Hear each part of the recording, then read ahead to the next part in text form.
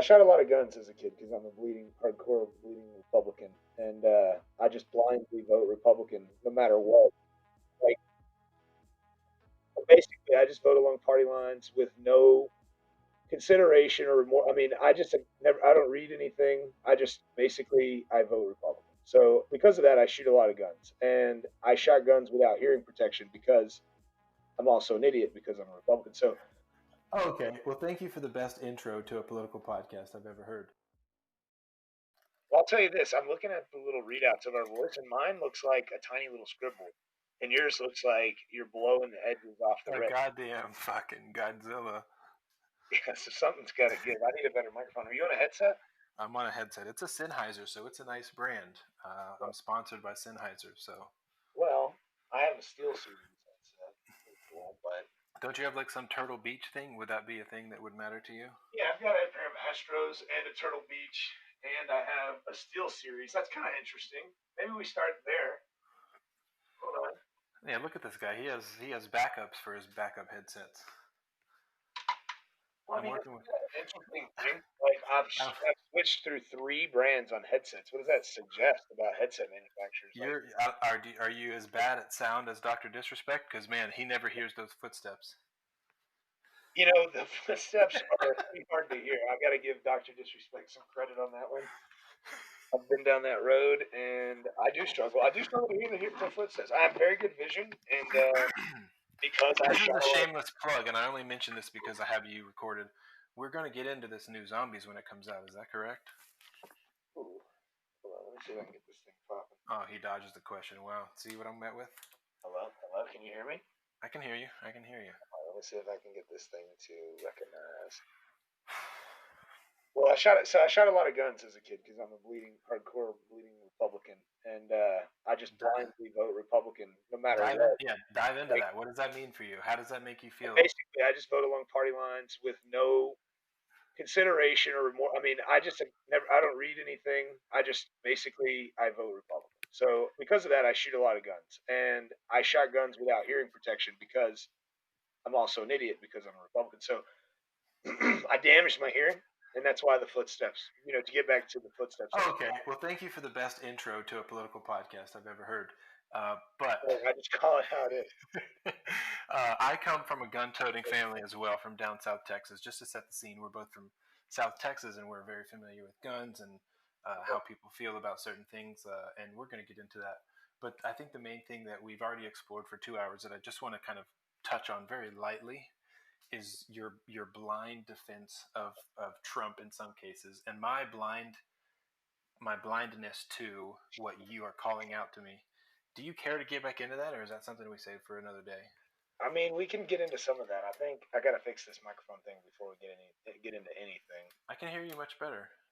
Yeah, but it's like you're coming through a sound bar and I'm talking into a computer microphone. So Okay. I feel like we can do better than that. I just got to figure out how. Like I said, I'm professionally sponsored here by Sennheiser, and so I'm talking on a very high Well, quality headset. I don't have sponsorships, nothing like that. I'm a simple guy. I come from a small town. Okay, I don't sounds know like how it. sponsorships work. You're from the big city. You're born and raised in Austin, so Well, big cities, that's, yeah. If Austin's big, then we're both coming from pretty small little places, aren't we? Austin's the 10th largest city in the nation, my friend. Well, we're talking in 1987, right? My parents moved there in 84, 85, or something like that, maybe 86. Oh, that's true. Where do you live now? Uh, I live in Pflugerville.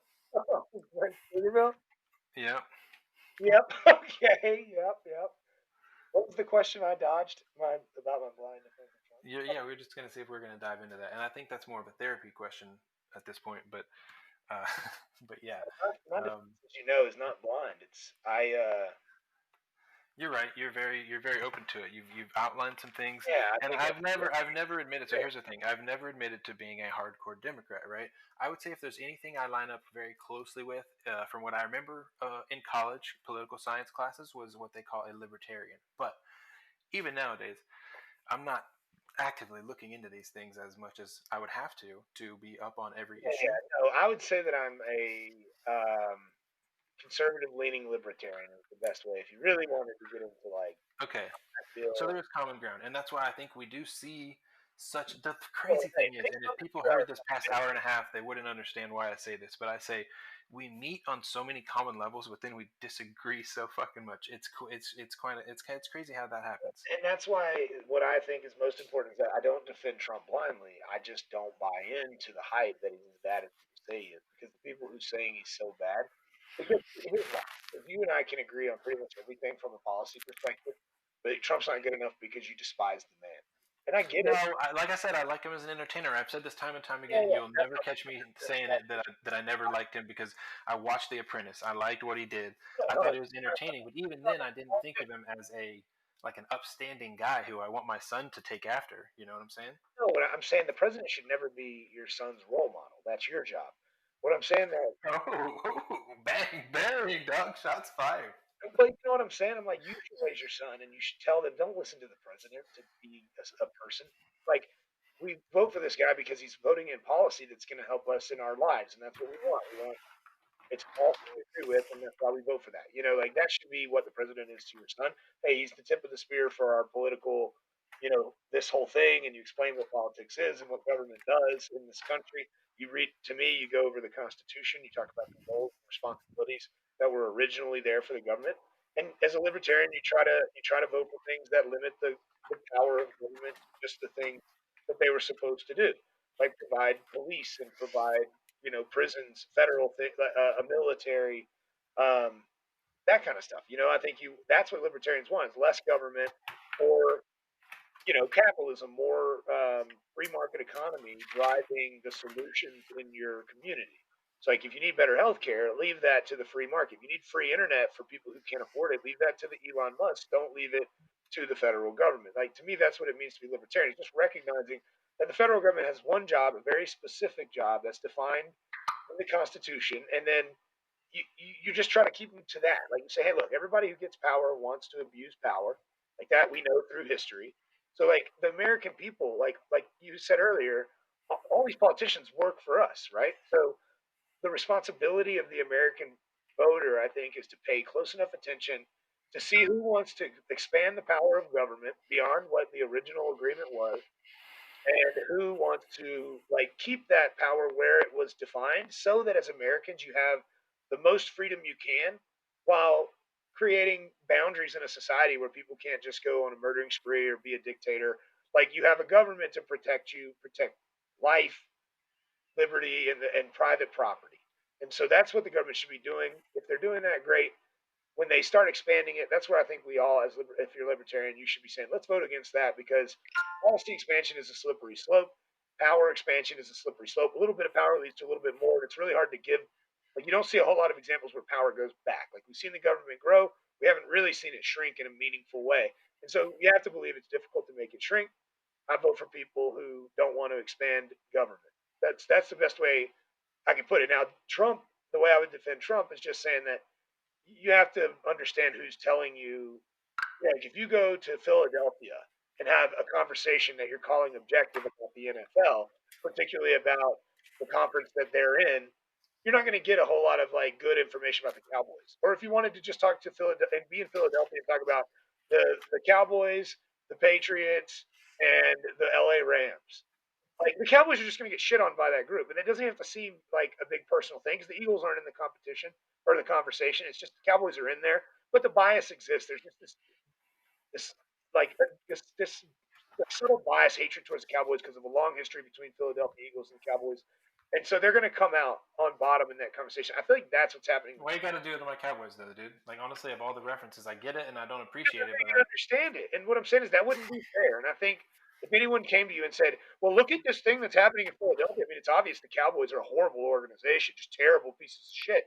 You'd be like, "Well, hold on, you're listening to someone who despises the Cowboys." You have to be able to say, "Oh, well, this guy hates the Cowboys, so of course he's going to spin it in a way that's negative, and he's not really going to do me any favors." I think that's the mainstream media as a whole. I think outside of maybe Fox News, which even Fox News has their moments, like, but everyone's like, "Oh, Fox News is right wing." I'm like, okay, every other outlet is left wing and openly and overtly doing it. Like, they're saying, "Hey, we're Philadelphia Eagles diehard fans, season ticket holders, and Donald Trump is the Dallas Cowboys. He's Jerry Jones." And like, all they've ever done is drag him through the mud. And what I'm saying is, at some point, you got to be able to see that for what it is. So that's my defense of Donald Trump. It's like, yeah, the guy has said things that I don't agree with. I think grabbing women by the pussy is rude. I think it's, I It's don't not presidential, and yeah, I guess my problem with it is all that like care there's because a standard for me, and so wherever wherever you draw the line of like, and again, I'm not saying this is a judgment against your character or anything like that. I'm just saying where there's a line to be drawn about character and like judgment of people on how they treat other people and to say they are like the things they're willing to say and do in public. Because if he says that in public, think about the things he's done behind doors. I mean, we know obviously that this guy is uh, divorced several times, remarried, whatever you want to say about his current wife. I mean, Um, yeah, a lot of like, presidents have you know, that. Martin Luther King was like I that. get it, I get it, I get it. But like, here's the thing. Here's the thing. Have they ever directly opposed openly a policy that their wife uses to bring in her parents? Like, I'm pretty sure, and again, I don't know policy numbers and all the things like that, but I'm pretty sure the way that she got her parents United States citizenship is through a thing that Trump wanted to openly shut down and not allow people to do. Right. So, Have you what ever like what listened to Nick message does that Cage's send? in-laws, and that's where all this is coming from? No, no. I'm just saying, like that's a he's a repeat offender of like moral judgment that I am just like so opposed to. The fact that this guy will be looked at in the same Yeah, general league of like George Washington, Abraham Lincoln. He compared himself to Abraham Lincoln in his treatment of certain people in this country, and it's like that is not something you shouldn't have to do that. You shouldn't have to openly tout your credits to the people that are willing to listen. That should be said about you because of the things that you do. And I think yeah, that but you also shouldn't have to combat mainstream media to do your job, and he does have to do that. You can't really deny that, like, there's an entire army of people constantly working against it. Like, there is no bipartisan effort. Like, nobody on the left is gonna like. What could Donald Trump say or do to get Nancy Pelosi to be like, I'm on his side on this? Like, honestly, in your mind, what do you think he could do to get Chuck Schumer or Jerry Nadler or whatever? denounce white supremacy. He has though, like several times on camera. It's just never good enough in the way he does it. And that's what I'm trying to say is like the people like so you're saying, hey, denounce white supremacy. He's like, fine, okay, I denounce white supremacy. Next. And they're like, well, hold on. Denounce it, the Proud Boys. And he's like, cool, I don't know the Proud Boys. Stand down, stand by. And they're like, you said stand down, stand by. He's putting them on standby. He wants them to wait and he's gonna call them in on election day to kill people. Like I mean, they're just going anywhere they can go to make it bad. It's like why are you grilling him about that question anyway? Like, okay, then let's go to the other side of the aisle. Joe Well, Biden I back think and forth. every single time, no matter how many ways. No, here's the thing: Hold when on, hold there's on. a wavering on it, anytime you have that question, I think there's one answer that should just be like every single time. Like if you had said it maybe 5, 10 times in a row, very, very succinct. Like, yeah, I denounce white supremacy. That shit's crazy. What are people doing? We're all pretty much equal. We gotta make sure that everybody gets treated the same. Biologically, there's no difference. Blah blah. Get into the science if you want, but say it unequivocally that because of the color of your skin, has no bearing on anything that I do. Like That's that what should I'm be an actually answer saying. every It's like time. you can't define unequivocally as one more time than Donald Trump has said it because he has said it more than any president in history on camera. This is like go find Bill Clinton denouncing white supremacy. Go find George Bush denouncing white supremacy. Go find Obama denouncing white supremacy. Like more than Well, Donald Trump. Maybe Obama did. I don't know, but maybe I guarantee he hasn't done it as many times because he hasn't been asked as many well, times. the thing is, there wasn't cameras and cell phones. Those things weren't With prevalent oh, until the oh, there past weren't maybe cameras four and or cell five phones with presidents. Obama. I get it, but he's I mean, okay. So I that's believe okay. I Obama can't really made say that about Obama I because, believe like, Obama created a socialist program. inherently with Obama, he has struggles that everybody that can relate to that has Well, I been don't through care. that I me don't. and I you don't want to get cannot. into his struggles and what people can relate to. I can't relate to Obama. He lived a completely different life than me. The guy's been in more elite schools and had access to more elite shit than I'll ever have access to. So I don't I know, actually. but you're not. But we're not saying No, we're not that talking about people that don't life. get We're the talking same about the black guy opportunities who because never of the did. color of their skin. I Where know. he differs, and everybody that is in like anybody that is a black or brown person in the United States or the world, they've been through one thing that we can't speak on, and that's what I keep going back to. And in private conversations, I've said this, is that we have pretty much all those same opportunities, even though our life didn't grant those opportunities. That's just part of it, and that's what you have been saying all along: is that you have to create and make those opportunities for yourself, which I agree with. But what we cannot relate with because we cannot on any level in my opinion relate is the fact that they can and have been judged and not given certain opportunities because of the color of their skin. And I don't think that I can say that Yeah, in but any dude, way. that So that's is the life, difference. my man. Like if I have a I get small it. dick and I I'm not dream of saying being it's a not. porn star, they're gonna tell me no. If I want to be in the NBA, the answer is no chance, partner. Like this Chance is called partner. life, dude. I mean, why do we have to care about the areas in life where black people, because of not listen, this is where I draw the line. Like I don't disagree that there's inequity. I mean, and like for the sake of others listening, I would define inequity as equal outcome and equity as equal opportunity.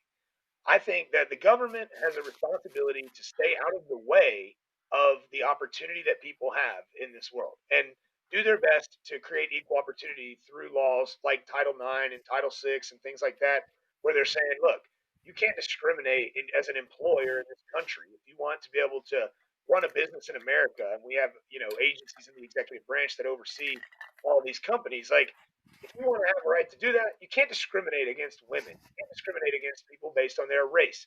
This kind of stuff. Like that is the government's job to make equality possible in the form of access to opportunity. So the government's job is not to go figure out, who's low income and let's go fix their problems and create programs to like, oh, these people don't have cell phones, and because they don't have a cell phone, they don't have the same access to education as someone with a cell phone. So I'm Barack Obama. I want to create a program to give everyone a cell phone. What I'm saying is that programs to give everyone cell phones should exist. They just should not be built and the branch out of the government. It's outside of the scope of what the government should be doing. The government should not be creating laws that prevent access to opportunity. And as far as I know, there are no laws preventing that. And so, like, bring the federal government into view. You have to say, I want the federal government to take American tax dollars and then create a team of people to go build a program to solve these complex challenges. And my argument is that the government won't do that successfully. They'll blow the money. They'll pocket what they don't blow, and the people who are suffering will continue to suffer. And they'll build and further develop a mindset in those hurting communities that the only way those hurting communities stop hurting is when they get the handout from the government. So keep waiting for that handout because it's coming and the government's fighting for it and you're a victim and you can't help yourself. So once we get the money from all these rich people, we're going to give it to you and your problems will be solved. It just doesn't work like that. You can't throw money at it from taxing the rich and giving it to the poor. You have to change the mentality of the people in these communities to believe in themselves, to believe in their ability to take control of their lives, to believe in themselves, to be able to go out in the workforce and succeed, to be able to believe in themselves, to be able to go get an education. Like they have to believe in their ability to take autonomy in their own lives. This is what every successful community does. Like you look at the Asian community, that's the best example I can give. They outpace so many other races. I mean, I'm white. Race doesn't exist, by the way. You can call me racist for saying that Asian people are dominating in almost every important area of life. But they are, statistically speaking, and they don't take any sort of handout. They aren't getting any aid from their Chinese government. They aren't getting any aid from the American government. And they actually do this. They actually do this in the face of programs like affirmative action that make it more difficult for Asian people to get into high end universities like Harvard and different Ivy League schools. That's Like a big issue lately. You're right. That's a big issue lately. have higher scores to get in, which seems unfair, but it's also the black community can get the help they need to succeed because slavery held them down. It's like there's a big argument, and this is on Oh, where I was going whenever you said let's start this whole thing. And I hope this isn't taken too far out of context. I expect a lot of people to disagree with it, and I wouldn't say that this is my argument. I'm just saying this is an argument that I've heard many people make, and I think it's a fair argument that if you go back prior to, like, even during segregation under Jim Crow, you look during sharecropping times, like, you would see there were black communities, children from these black communities are alive today, and they will attest that, they're old men now, and they'll say, when I was a kid, the neighborhood I grew up in, all the dads were working and coming home every day to the mom raising their kids, and the kids had expectations to be at school on time, to make good grades, they had to get home by a certain time out of the neighborhood. Like they couldn't be out running the streets at night. They had to do all these things like you see in the white communities today, like you see in the Asian communities today. I'm paraphrasing a black man. So it's like he's saying in my neighborhood, we had all the things that you see in the white communities today that everyone touts as like, oh, that's the wealthy white neighborhood. He's like, we had all the same morals and values, and we were segregated, and we were under Jim Crow. But we still looked at ourselves and we had dignity and we had respect and we got up and we went to work and we took care of our families and men took care of their responsibilities. When they got a woman pregnant, they took care of that responsibility. We went to church. We believed in God. We answered the men in our community, the men who had the power to be the strongest in our community, answered someone stronger than them. At least they believed that. And they held themselves accountable to being good men and they raised good children. And then you had all these civil rights leaders through the civil rights era come in and start telling black people how to think. And this is what I'm paraphrasing. I'm quoting a gentleman. What I'm saying. He's a black guy. I'm not saying this is my idea. I'm saying I think it's an interesting thought.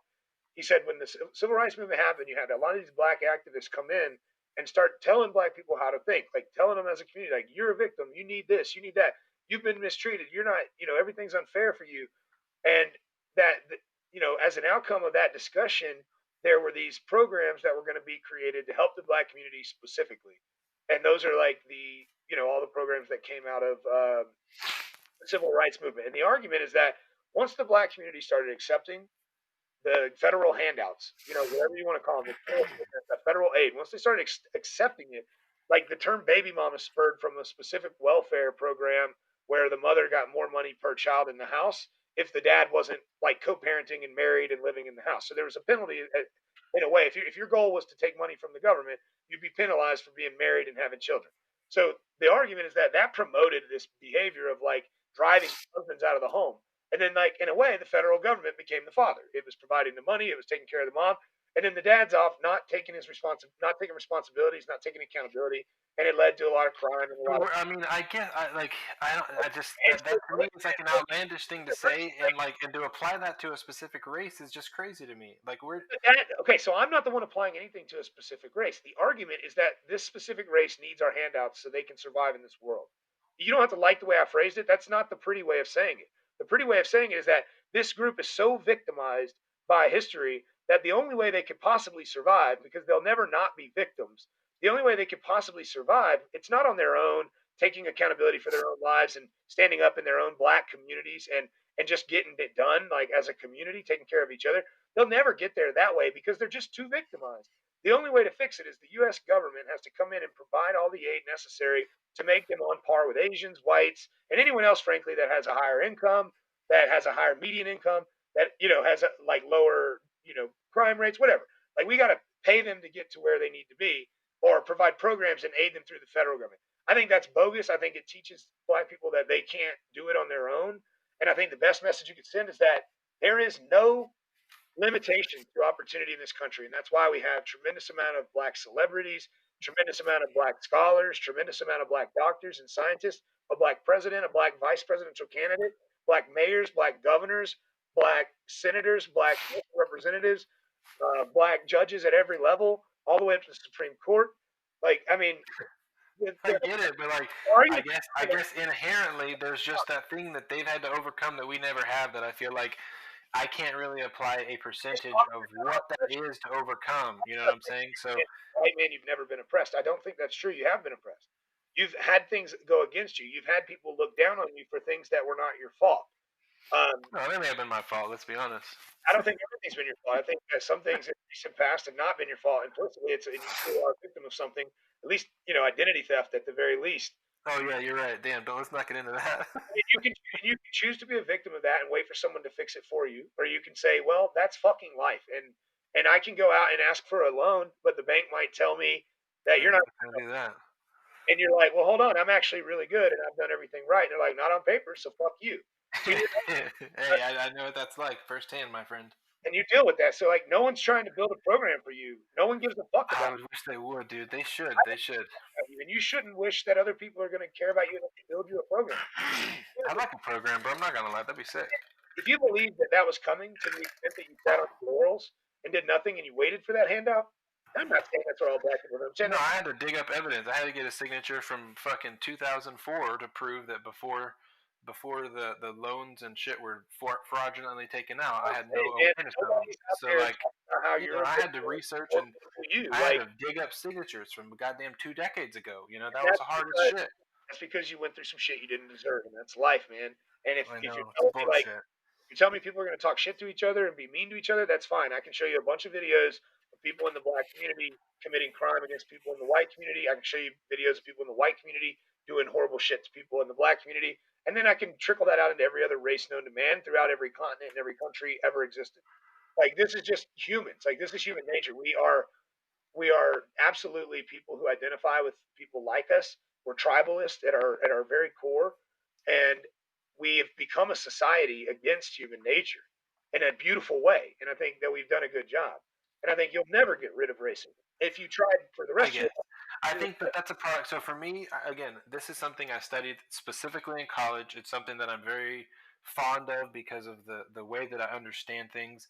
But that's what if ignorance was taken aside, people would understand that race is not even a thing. We are one class of human. There is no subspecies. There is no like Yeah, variation well, in genetics. We are one. So like the fact that people even don't understand that nowadays, and I think that's again a largely a product of education, which especially when people aren't willing to accept things like evolution and things like that, it's hard to understand things at a very fundamental level, and this goes back largely to an overarching, the way to pull it back to politics is that Trump is a science denier. It's hard to get these things across to people in the country who don't understand that evolution is real, that humans don't come down to any subspecies or class. We are one thing. Every color, every race, every skin type, every person is genetically basically the same, no matter what. They're very, very, where do very you little. think he denies science? So, Because he like, disputes the mask. I want to get on that specific. Let's say on politics. So Trump yeah, disputes the mask topic, and that's because it's widely disputed. And we don't have to get down that rabbit hole, but I mean, Fauci in March was saying, "Don't wear a mask. You don't need to wear a mask." You know, you had Pelosi in February saying, "Come on down to Chinatown." Not that she's a doctor. I won't bring her into this. Say Fauci. Like Fauci was saying, "Hey, don't wear a mask. There's no need to wear a mask. We're not I there get that, yet." but here's the Whatever. thing that I would say to you about that is that in the 80s, AIDS was a death sentence. And I say that specifically because Fauci was a doctor during that time with working with the government, and he is familiar with the AIDS evolution. So, like, AIDS in the 80s was a death sentence. Nowadays, it's a pill prescription and you're Yeah, good. yeah. But like So, you like, got that's the difference. And I'm not saying that took years and decades to figure out. Nowadays, we have access to so much information and yeah. there's But so my much point is widely that one available that it doctor. only took a few months for us to get from we're not really sure if a mask is going to help. We're not sure what the direct course is here. To yes, a mask helps. Yes, it's necessary. If Okay, we so just put that's those my things next on, it would argument help. that he Like flipped. that's how fast the science helped, and that's why he Okay, was. okay, fair enough. Listen, that's fair. He flipped with the science. I'll give you that. But like that doesn't change the fact that still today there are doctors who are saying, look, there's arguments like legitimate case, and I'm not saying some kooky doctor. I'm talking about legitimate doctors who aren't partisan, who are just like Fauci making their claim, and there is still disagreement around masks. Like this is the best way to put it. There's a lot of disagreement around gators. Do they propel these particles further? Like there's an actual study that showed it made it worse. Wearing a Yeah, I gator. believe I believe that was a thing. And here's the Wait, thing: let I'm me saying that finish because the I'm not medical approved masks, the ones that the CDC and everybody, the cotton ones with right. the Calm filters and down. all that Okay, shit, like let me finish for the sake of those listening. I think the argument that is being made that's taken out of context to say he's anti-science is, and because he said this, like if you, I mean, you can piece it together over multiple things he said at like in different little snippets, or you can just find more long form stuff where he's talked about it, like maybe the debates he's mentioned it on it or something where he says, look, Gators have been what he always tries to say is like, hey, the scientists are actually in disagreement on this topic. It's under construction. What I'm trying to do is what I think is best as the president of the country, not the lead doctor in the country. So the lead doctor in the country is saying masks should be worn at all times. I'm like, I get it. You also said we should lock everything down. I get it. That's my medical advice. I have lead economic advisors telling me something else. I have lead strategists telling me something else. I, as the president, have been elected not to make the best medical decision, but to make the best overall decision, like a CEO versus a CFO versus a CIO. That is true. And so he said, look, there's studies. And he's like, I'm getting all this information. There's studies saying gators propel it. There's studies saying that cotton masks, unless washed every day, don't work. There's studies saying that even normal masks, if not taken care of properly, and if you put your hands on them and you wear them day after day after day, and you don't handle them properly and store them properly, they're contaminated and you're fucked. The N94 masks work great, but they have to be used properly. So even when you have the perfect mask, if you don't adhere it to your face and seal it properly, it's ineffective. And so what he's saying is like, do we have the ability to get the American people to properly wear a mask and then have the right mask? And if so, and so he's like, no, I don't. He's not saying masks don't wear a mask. He's saying, look, people who are saying you have to wear a mask at all times, regardless of what it is, put a fucking piece of paper napkin over your fucking mouth if that's all you've got. Use a rubber band to strap it to your head. Anything is better than nothing. He's like, those people are extreme. They're partisan. They're political hacks trying to sell a story. The truth is, there's a lot of fucking dissenting information on this particular topic, particularly around what are you using as a mask. That's what seems to matter the most. And if you really look at all the things that doctors are saying, I guess the problem is there the is like okay, likelihood so that so people are even doing it if the even if right there's way and divided it's science, effective is extremely low. And so he's like, no, I'm not going to go do some tyrannical federal mandate across every state governor and say, all you governors, you listen to me now. Your whole state, the whole country has to wear a mask. I'm setting the rule. That would be tyrannical. What he said is every state has the fucking right and every municipality has the right, like from local to state to federal. That's where the power should reside. The most control over your life should be happening at the local level. The next impact on your life should be happening at the state level. The least impact should be coming from the federal level. Donald Trump's like, hey man, I'm a conservative. I'm not going to go create a federal mandate when the science is shoddy at best. Like even if they But work, it's not shoddy. Let's be honest. It's what I not mean by shoddy. that, so let me. What I mean by that is like even if And you're he's saying, making fun. He's actively making fun of people that do wear masks. So I get that maybe there's any question okay, about but does he a made mask work. right. So if you Fair enough haven't to make fun subscribed of to that yet, hold on. Let me just get a word in edgewise here. yeah, yeah, go If ahead. if you're saying that there's no evidence for you that masks work across the board to generally make things safer, we know for sure that wearing a mask that does cover your mouth and keeps your breath from spreading, if anything else, is generally safer. Why wouldn't you take that precaution in a global pandemic, then fight it off at every second because you think the government is telling you they're going to control the rest of your life? That's my thing. Is like this is such a simple thing that like if we did it, let's say we did it months ago for everybody in the entire country, wear a mask for a month. They say that would have largely cut the shit down. In large part, it would have cut things back significantly. And instead, there have half the government is making fun of people that wear masks, and then the other half is like, dude, y'all are crazy for not just taking this simple step that we know at the end of the day wouldn't make it worse, but could potentially make it way, way, way better. And it's like, why would you even fight that? Simply because you think the government is going to, the next step from put on a mask is we're taking your guns for the rest of your life. You're never going to be able to have an assault rifle again. Like, get out of here. That's what I don't, that's You what can I'm like, discredit that argument. I think I was going to say I do think some people believe that small steps are how you get to tyranny, and government widespread mandate is a tyrannical thing as an idea in general. Like the idea that like, hey, there's a health issue, so the federal government should just play doctor and dictate how you get to live your life and encroach on your like the actual easiest thing to relate that to is on. seatbelts. It's like, yeah, seatbelts weren't necessarily a thing, but like that's dangerous for everybody else if you don't. So Do like, you why know not how just wear a seatbelts? fucking seatbelt? Okay, so then let's talk about the United States government, the federal government, and how seatbelts became a law. It was through legislation in the House and the Senate. Like it wasn't because of a federal fucking mandate where all of a sudden the president said, "I dictate that everyone in the country wear a seatbelt or I will lock you in jail."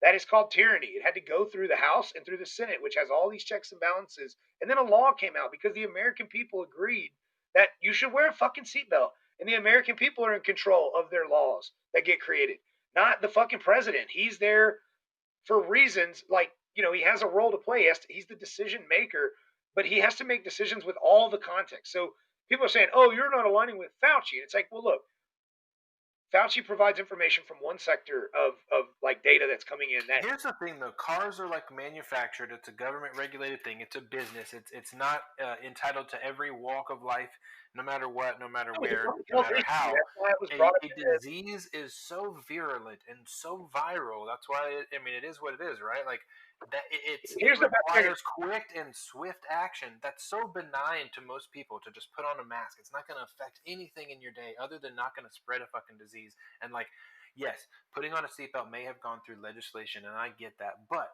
that's a Why thing would where you manufacturing processes and everything was involved with that, and there has to be codes and regulations and safeties, and if we're going to do this, we have to do it overarching and abundant, and it has to be clear to so people where how do you and draw why. the line A at doing disease isn't the same thing, dude. okay, I understand. Let me ask you a question. Where do you draw the line on the government telling you where it can overstep on what's constitutionally written and about your freedom?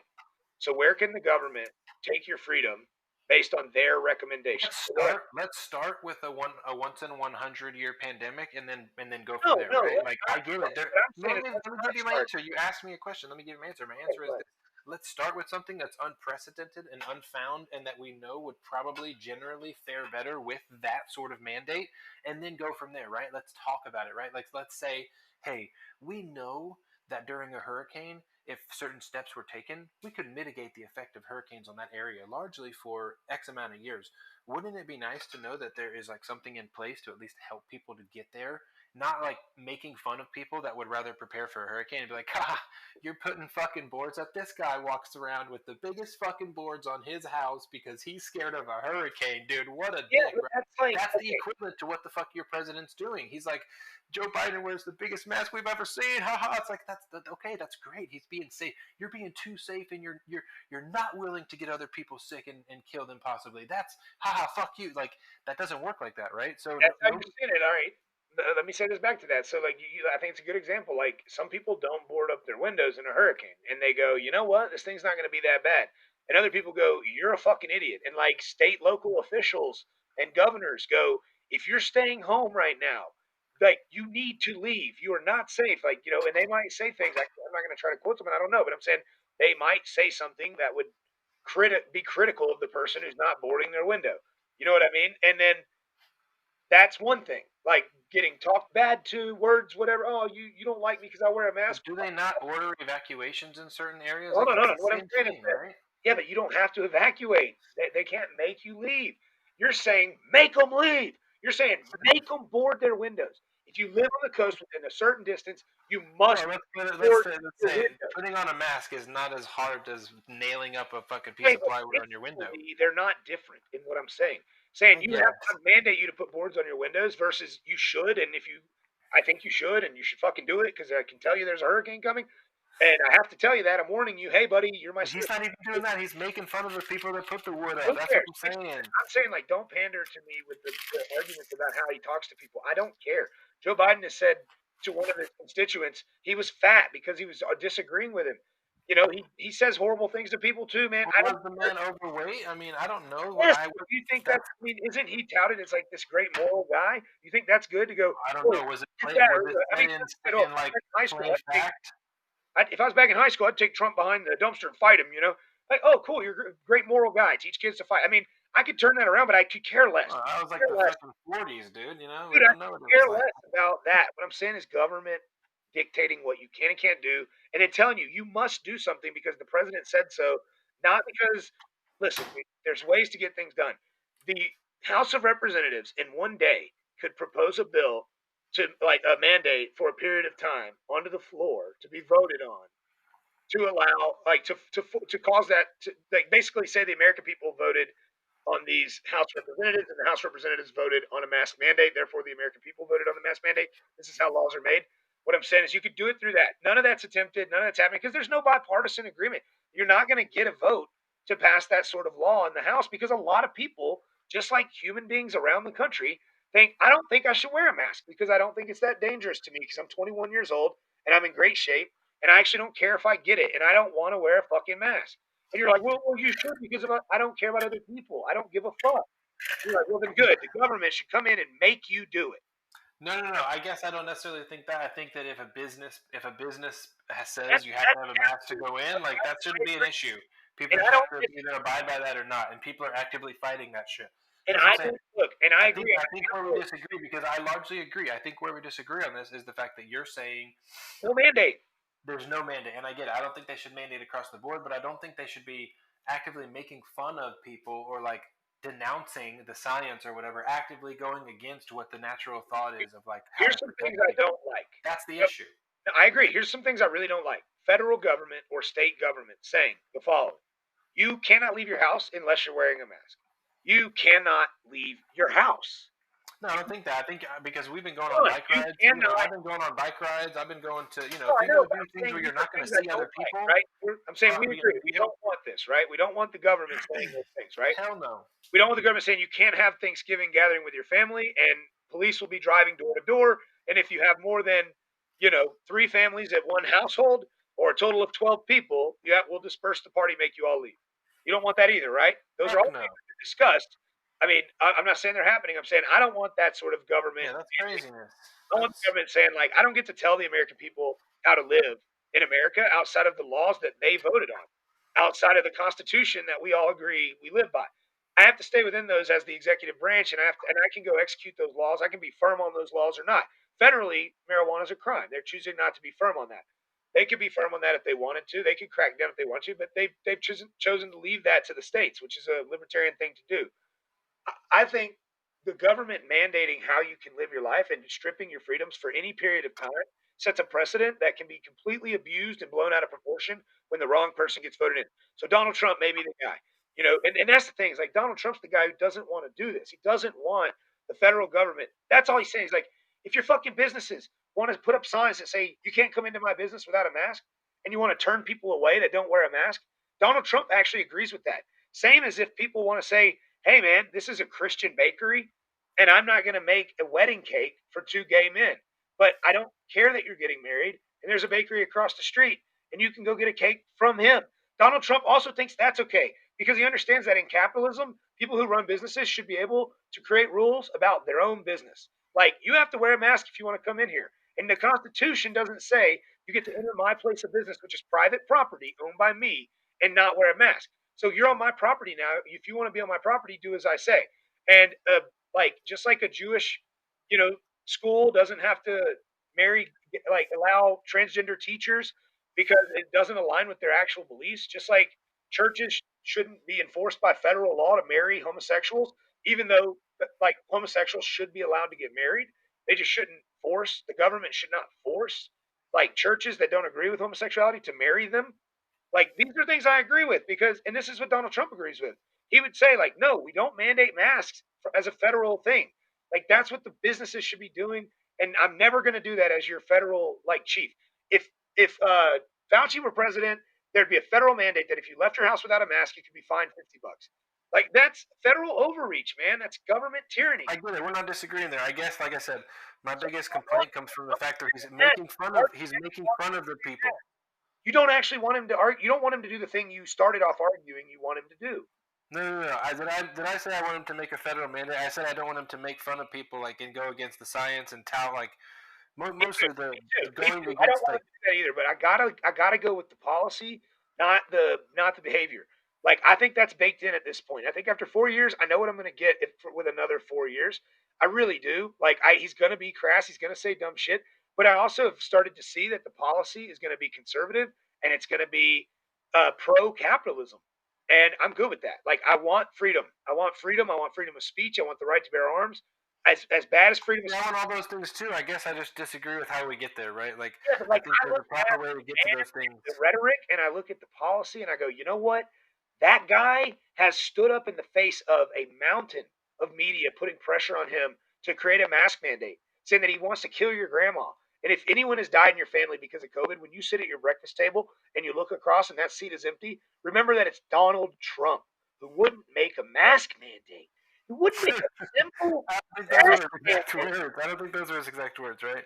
So Let's. under that sort of pressure from all sorts of areas, from CNN, from MSNBC, from the New York Times, from the New York Post, from the Washington Post, from his political counterparts, from Nancy Pelosi, from Chuck Schumer, from Jerry Nadler to Joe Biden to Kamala Harris, to every single person who primaried for the Democrats, well, they didn't put pressure on him about a mask, but they blew him up for other shit. But all those people that I've named first, not the other candidates running for the primary, just Biden and Harris, have all criticized. I mean, even Buttigieg and others have come out criticizing him not doing a mask mandate. So they're all yelling at the top of their lungs. We want the federal government to tell people that they can't leave their fucking houses without a mask on their face.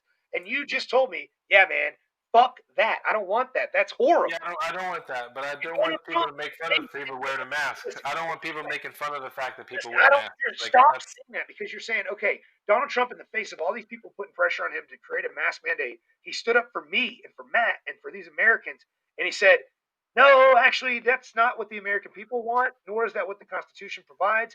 I'm going to defend the Constitution. I'm actually going to stand up for my people, the American people, against you, Nancy Pelosi, who's going to drag me through the mud and call me a murderer for not making a federal mask mandate. When I know goddamn good and well, states can mandate masks, local government can mandate masks, and so can businesses. And I'm not stopping them from doing that. I'm just not going to be the big dick at the top of the tower and then jizz on everybody else. So you got to fucking. whoa, hey, And you're saying I agree with you, Matt, but I I'm agree not with going you, to provide him but I because don't, Trump made fun of a guy in a mask.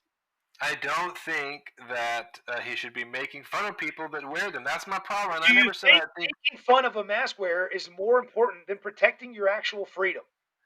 No, but you shouldn't be making And fun of people you with said it. wearing a You don't think mask. that's important, so give it up. Give up that little critique. Nope. Nope. I No. agree. No. Quit saying it. We can't say names. We're not saying names. I get it. I get it. Okay, that's gonna have to go to bed at some point. But what I'm saying is, like, I agree he should not criticize people trying to be healthy. He should be promoting a positive narrative. He should be saying the following: Listen, if you are comfortable wearing a mask, please, for all other people, wear a mask. But I will not mandate that the American people wear masks because, in my mind, that's an anti-constitutional thing. And frankly, businesses have the right. In a Trump America, they have the right to tell people that they have to wear But I masks guess in their he's business. never come out in no uncertain terms and said that, and that's where like No, and instead that's of the problem. saying I that, agree. he will fucking I make agree fun of that's the people. problem. He makes fun of people for wearing a So mask. I agree. So let me say that I agree with all that. I agree that it's bad. I'll call it out in an even more detailed fashion and critique him to the worst degree, but it doesn't change the fact that he stands up for constitutional I freedoms guess. that other people are trying to tear down. And Ding, that's all. you got it, and I all agree, and I think that's good that we can agree on certain things because that's part of that's us. to me that's super That's part important. of us seeing across the aisle, right? That's the thing. So I definitely agree with you there. I just don't think that it's And I agree with you that Donald Trump's the worst person to tell that story. okay. Thank you, bam. Hey, dude, that's the first negative thing I've ever heard you say about him. You didn't even, fuck. He fucking is. I don't want him on Twitter. I don't want him in front of a microphone. I think that honestly, there's a bunch of other people that could do that job, that could defend constitutional freedom, that could stand up and have the same exact values and want tax breaks for everyone, want less government, and be someone who's in power. Actually, that maybe that's the point that I think only time will tell.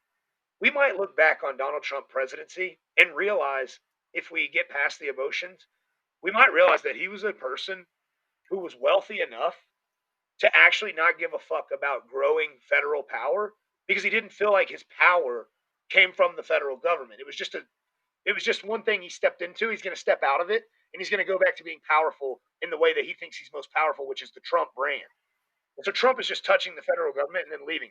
So if while he touches the federal government, he crushes it down to be a weaker thing, and then he leaves and goes back into the capital world as like a capitalist world, and it can succeed even more and have more power there, like, and I'm not saying like the worst case scenario, like, oh, building it just for rich white people. I'm saying building for all capitalists who want to go chase the American dream. The young black kid who's got a successful stream on YouTube, who's going to go to Twitch, start making money, who's going to open his own media channel one day. Like business, that guy's business also. Like maybe he's in there going, I'm a libertarian and I was never going to be in politics. And it was these fucking, like, it had gotten so bad that I decided to run. And because I'm Trump, I have money. I've already got my power, I'm going to go get this job because I'm Trump and I can do it. And that's where the power comes from, is that ego. And then he gets it, and he gets it. And he's like, yeah, I'm not a politician. I got to be president because I'm Trump. And he still feels all that power, but it's not coming from the seat. Being the president is not the power driver. Being Donald Trump is what makes him feel powerful. And that's an egomaniac. And that's a problem. And like I was going to say, that I think there's a lot of people who could tell the story and defend constitutional freedoms better than him. But we might look back and go, you know what? Every other politician is always going to be bought because their fame and their power came through politics. They started out as a governor, they became a senator, they made their way, they wrote a policy, they became the president. Their power is defined by that institution, where Trump's was, it never was. Maybe, and I'm being optimistic and I'm being fairy tale, and I get that. But maybe we look back and go, dude, this guy couldn't be bought, and he was despised for it, and everyone tried to shoot him down because they wanted a politician in that seat. And he was fighting for the American people, and he effectively shrunk the government in 8 years and reduced some of its power and protected America, protected Americans from immigration, from illegal immigration. He minimized the amount of immigration happening by making it where people had to come through the funnel. And even if that slows down their access, you legitimize who comes in, and that protects opportunities for Americans who are already American. That's the immigrants who came over the last 4 decades. That's the Italian immigrants. That's the African American immigrants. That's everybody like that are already American. He argues like, I don't want a bunch of illegal immigrants coming in taking money out of the programs that we've built for Americans. Like if they want to be American, they got to get in line. It's everyone wants to be American. They got to get in line. You can't just walk over and come partake in this. This is for all these American people who deserve it, who've worked for it, who've contributed to the program, who've bought into Dude, this dream. I get that, I totally get that. But again, the Yeah, issue comes when you start dividing kids from their parents and shit, and like you make these policies where you're targeting parents with kids because you so want to send that message like accountability. we don't give a fuck about what you want to do because we're America. Like That's the type of area where, again, we don't necessarily disagree on those fundamental things. Like, I think you're right. I think protecting the right to what it is to be American and how people become American and all that shit is very important. But I also understand that there's a way to do it without stripping babies from their parents and targeting parents with kids to set the example. Like, hey, if we'll go after Hey, a parent I and their agree. kid, we'll go after anybody. Like, that's the problem. Obama did way more. If you could look at the numbers, and again, this is just going on what you're talking about. Obama deported way more people and took care of immigration on a much better level than Donald Trump. Donald Trump's idea of immigration is, let's convince people we're going to build this fucking wall. These fucking walls don't work. Criminals are too smart and too good. We need to make better, more advanced ways of detecting or fund a better border patrol, but we're not going to be able to build a fucking wall across the entire border and that keep people out. We've seen that a rich drug lord can build tunnels and shit. Like, we've seen ways around this. So I guess I agree in the fact that yes, we need to protect the way and how and why people become American and that sort of thing. And I think there are laws that do that actively, and they do a fairly good job of it. Where we need to pick things up is how we treat people when we encounter them doing things the wrong way. Like, they shouldn't be looked at as the worst people in the world, especially ones seeking asylum that have verified reason to seek asylum from their home country. They're being turned away now. They'll get here and they'll be turned away, going back to a place where they know I they're think that likely they going to should, be they're not killed. seeking asylum. That That's where people start spinning the words to make it something it's not. They're not seeking asylum from Mexico. That's not because the federal government is not murdering Mexicans or doing anything that would require them to. The government has to do certain things for it to be considered asylum because you're seeking asylum from your government. They're seeking asylum from the mafia or whatever it's called, the cartel. Who's so it's like this is the accountability thing I keep coming back to. So I'm a parent in Mexico, and shit is really bad here. And I'm going to pack up my kids, and I'm going to risk our lives to move to America. I'm going to try to get in illegally because I have no path to get in legally because I'm not qualified to go in. I don't have any education. I bring no value other than like my husband will work his ass off, but I'm going to stay at home and raise kids because I don't have any formal education. I mean, this is true for a lot of people coming over. So it's not like they get to say, well, I'm going to be American. I'll just go over there and do that. I just got to get in line. Like they are not eligible. And we don't want people coming in our country who are not like bringing any value. That is not good for America. That's actually a bad thing for every country. No country in the world does But that. what if they're badass? What if she's a badass cook and she opens up a restaurant and employs like 300 white people? She'll have a business in Mexico, or she'll have some way What to if she prove that. can't because she's disenfranchised That's by, what, whatever? Like, that's what I'm look, saying. Like, you're so right. here's Like, what I I'm get it, but you don't saying. have to imagine because they're uneducated and All of coming this from is Mexico that they offer no value. I think that's a bad way to look at it. Like, what if they could come here and no, not have to be I'm giving you an scared for their example of life what. every day because of Hold on, whatever threat they face, and they could make a restaurant and employ a whole bunch of cool white people that would, have jobs maybe, and enjoy her super badass Mexican food? Like, here's what I'm suggesting. I'm telling you, I'm making a hypothetical scenario to kind of describe something. I'm not saying every Hispanic person is unable to come in and provide value. I'm saying that there are tons of super educated Hispanic people in line who have work visas, who came over here for work, who are already doing all this, who are trying to get in that channel. I'm saying, let me paint a picture. There's a person, and I want to ask you about accountability. So there's a person who has a family, and they live in a very poor part of Mexico, and they have no formal education, and they know that if they can get into America, their kids will be safer and have a better life, and they love their children dearly, and it's a horrible, horrible scenario, and they want to give their kid the best life they can, and they're willing to risk everything for that. So they pack up and they leave, and their husband is in the cartel, and they sneak out in the dark, and they try to get across the border, and they manage to get in, and their family gets separated. Like who? I mean, honestly, you if the person is saying when they're leaving, I'm this situation here is so bad that I'm willing to risk everything. I assume part of risking everything would be like separation from my child.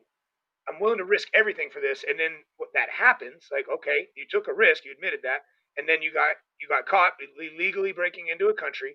And as compassionate as anyone wants to be, like we have laws for a reason.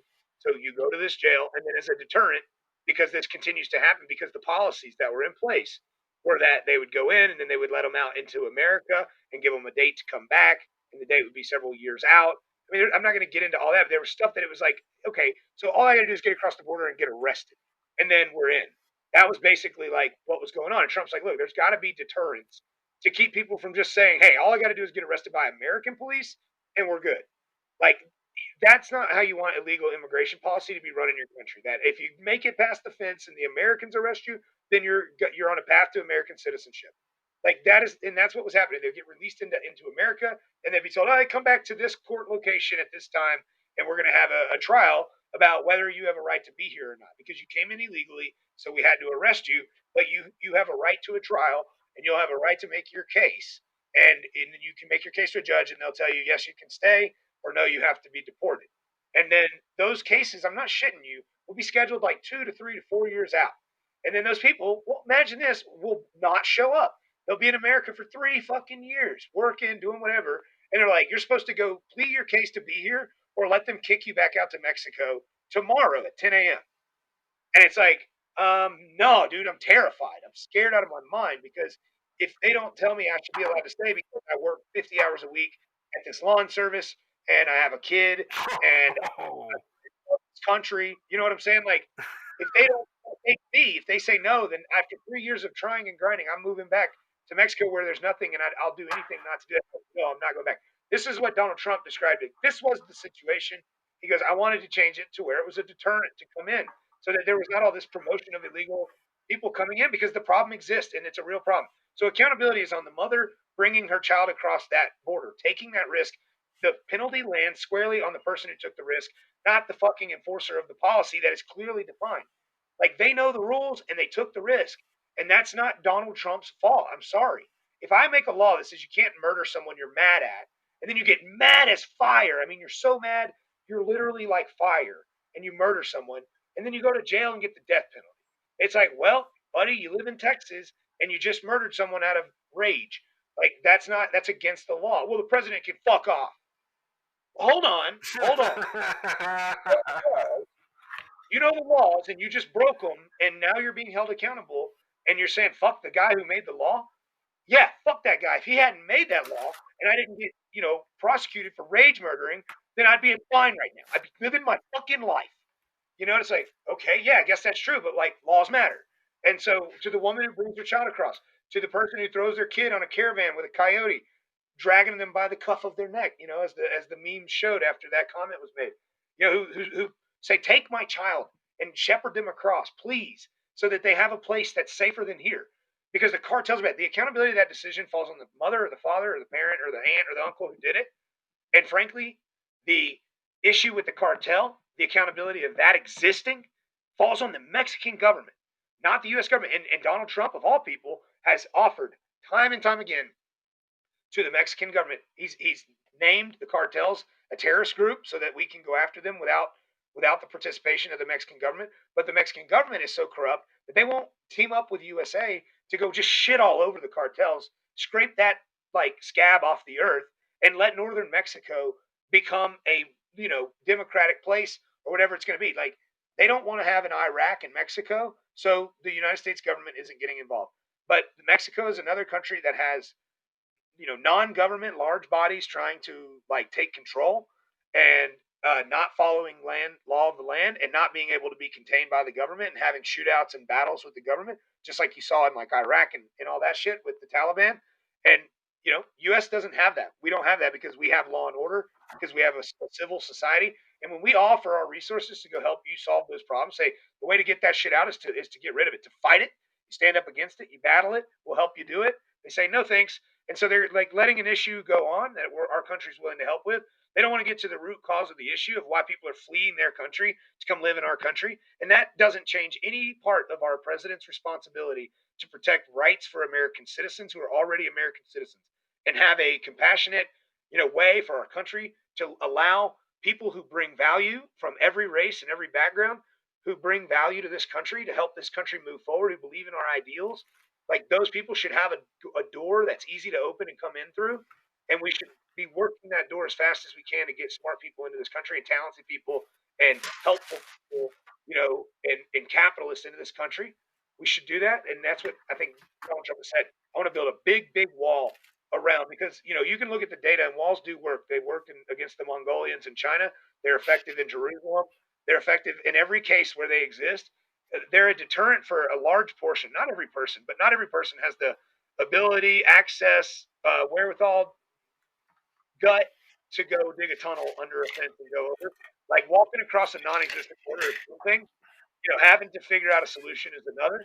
And I think they are effective statistically speaking. And I think what Donald Trump envisions is a massive wall greater than the wall of China surrounding this, like, bordering the southern United States, and really beautiful and really like sophisticated um, towers, like checkpoints, like you would see on the Great Wall of China, that you can see from one to the next, that connect that wall, that they can walk across the top of that wall and they can oversee that southern border and dominate that southern border with all of the might of our massive military, and just build like massive military structure, just defend that fucking wall from, like, cartel rolls up with a little car with rockets on it.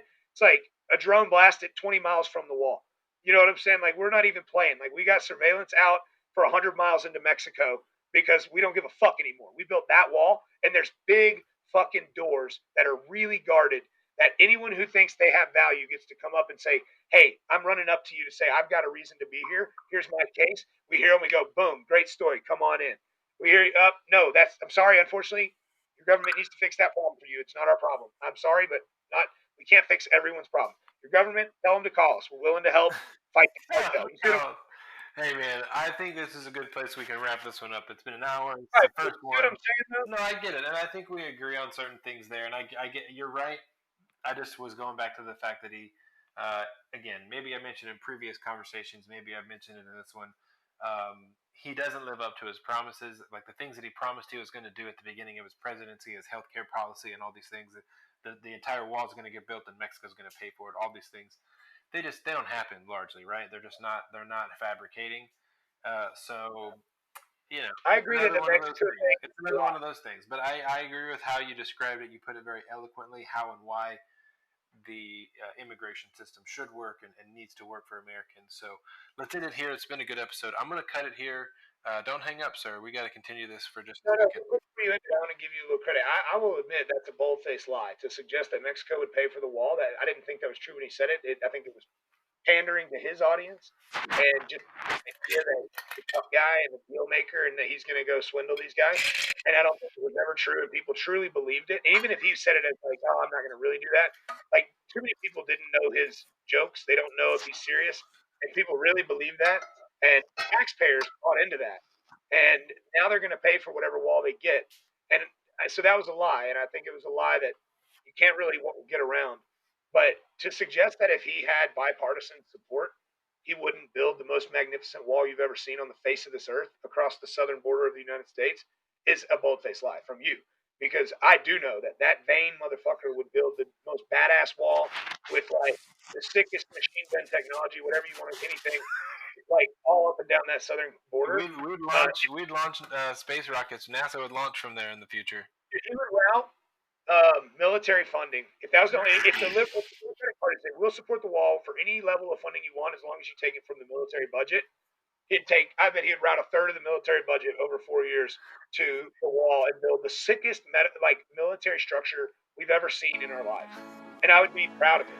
All Like, right, we're gonna get someone to animate that, and that's gonna be our fucking thumbnails. Trump's gnarly fucking wall he's gonna build. and I'd love to see all sorts of diversity running through these big doors and celebrating and dancing as they come in.